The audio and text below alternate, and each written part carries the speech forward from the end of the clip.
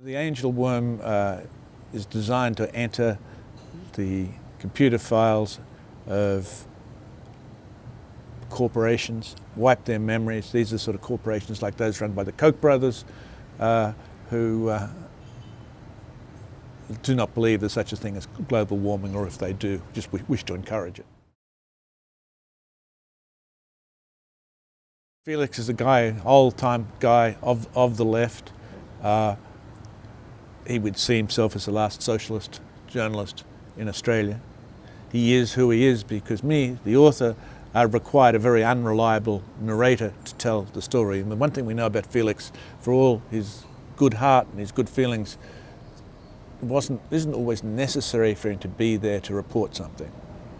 Well, at a time in Felix's life where he's completely unemployable, he's approached by his old friend, a property developer who's also of the left, who says, "We need you to write the story of Angel, the angel worm, the hacker, and we're going to use your book to have the Australian people see that she's a real good Aussie girl and she should not be extradited to the United States." This sounds like a sneaky question, which will end up saying Felix is me, but I'm not. My obvious affinity with Felix, I don't know. I mean, I enjoy writing Felix, the left-wing journalist, the flawed left-wing journalist, as much as I like writing Woody, the rather corrupt, scary left-wing property developer. And I like writing them both in a certain way, and I think it's just. They just feel like people that I would find and come across in Sydney or Melbourne. And indeed, the really curious thing is that people in Australia have started to ask me, who are they based on?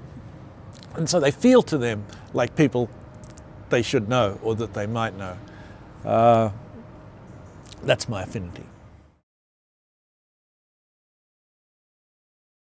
Writing about the relationship between Australia and the States is interesting to me for so many reasons. I think we Australians are sort of odd and prickly about it, at once hostile and grovelling on the one hand.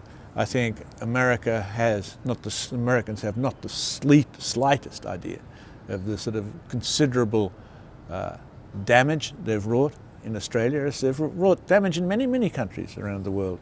But it wouldn't occur to them that what, we did that? No. So yes, you did. So part of my interest in living in two countries is to have each of those countries see the other one perhaps a little bit more realistically and truthfully than they do right now. Well, humour's always been really, really important to me. And I mean, I think in like a novel of mine like The Tax Inspector, which is, said to be very, very dark, it's also got a lot of humour in it.